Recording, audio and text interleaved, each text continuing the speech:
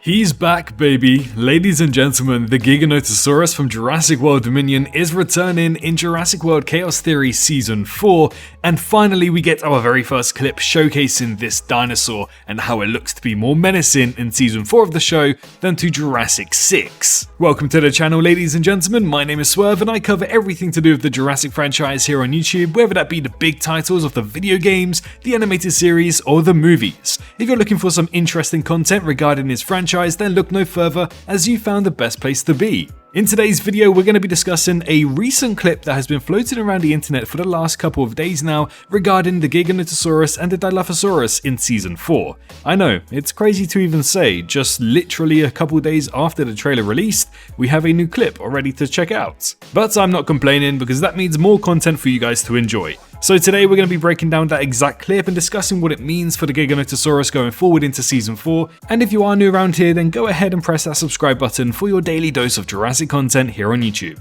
We've got a lot coming up since we do have early access to Jurassic World Evolution 3 and we'll be posting content the moment it does drop. And of course, leading up to Chaos Theory Season 4, I guarantee we're going to get a lot of information and maybe some new images and clips to break in. But without any further ado, once you've liked the video, got your snacks at the ready, subscribed if you are new around here, it's time to break down the latest clip from Jurassic World Chaos Theory Season 4. So unfortunately, obviously, the clips are banned from being posted on YouTube and Twitter and whatnot, so we're not going to be posting the full clip here on this video. And unfortunately, I don't think there's anywhere that's public for this clip just yet, and it is currently only in Portuguese, so it is very hard to discuss and speculate about what they are specifically talking about. So unfortunately, if you haven't been exposed to this clip just yet, your first exposure is probably just going to be these screenshots in this video. Such a shame that we just have to get these clips blocked worldwide for some reason, even though they're officially released via Netflix. Either way, the first half of the clip actually has the Nublar 6 returning once again. In the first section, there is some dialogue, but I believe it's in Portuguese. However, some amazing people over on my Discord were able to break it down into English, and essentially Darius says, "But I bet you can use the servers to find out where Bolota is too." Don't really know what Bolota is, maybe it's something lost in translation, but that's him in reference of going back to a research site to destroy the data of the U. Again, something probably lost in translation there, so not entirely too sure. If any of you guys are Portuguese and can directly translate it, here's the audio clip for you guys. Estamos indo para posto de pesquisa para destruir os dados do U, mas eu aposto que dá para usar os servidores para descobrir onde está a Bolota também. Alguém mais sentiu sério caso de déjà vu? O Darius? Com um plano? Quem diria? Entrem aí no carro. So if you can speak Portuguese, go down to the comments and let me know what Bolota is and what they mean by you, because again, I'm pretty sure it's just something lost in translation here.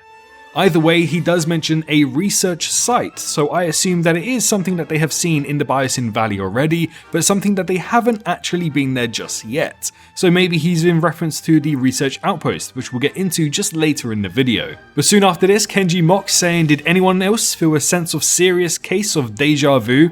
aka them being stuck on an island from Isla Nublar. And then Sammy jokes around saying, "Darius, with a plan? Who would have thought?" So they are joking about the fact that they pretty much are with the Nublar 6 once again. But after this, Darius encourages them to all get into the car. They get into the car, and then it's just one of these scenes that's just great to witness. The Nublar 6 back at it again with the dinosaurs.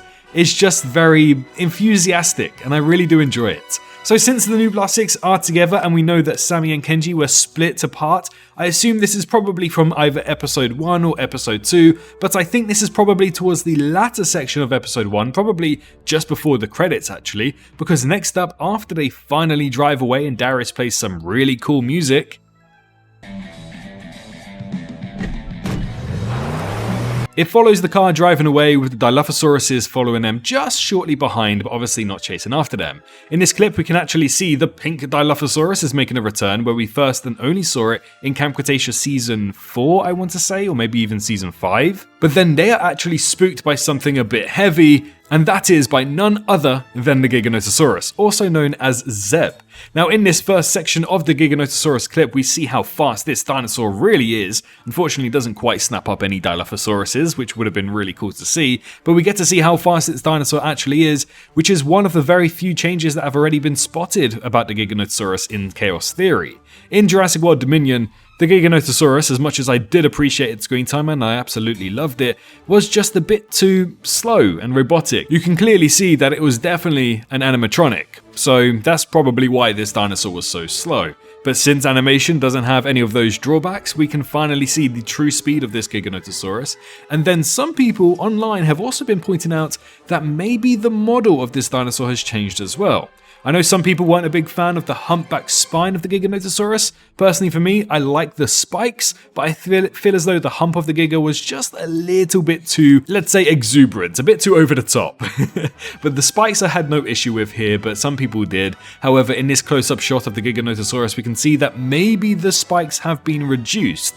Now, I know some people are saying, it's just the angles, but again, there is a chance that they may have just tweaked the design just a little bit, because as much as a lot of people did appreciate the design of the Giganotosaurus, there's the paleo side of fans who didn't really like it all that much, and that's mainly down to the spikes and the hump. Which again, if you did enjoy the model, the things that you probably disliked the most about it were probably the spines and the hump. So Chaos Theory may have retconned it just slightly by making it a little bit more appreciative to wider audiences, but not quite redeemable to some of them. However, nonetheless, I love this dinosaur so much. I grew up with the Giganotosaurus as my favorite dinosaur, so I'm not complaining too much. Definitely could look a lot better, but I'm not complaining, it's in the franchise. We then see that it is sniffing out where Darius, Yaz, Ben, Sammy, and Brooklyn, and also Kenji, drove away in the Biosyn vehicle, may I just add as well, and he realizes that they are in the area and spots the tracks of the car, and then it zooms into close to the eye where it blinks, and then cuts. Now that cut is pretty much how they usually cut the end of episodes in Chaos Theory and Camp Cretaceous, so that's why I believe this is to be a clip from season 1 of the show that cuts right at the end.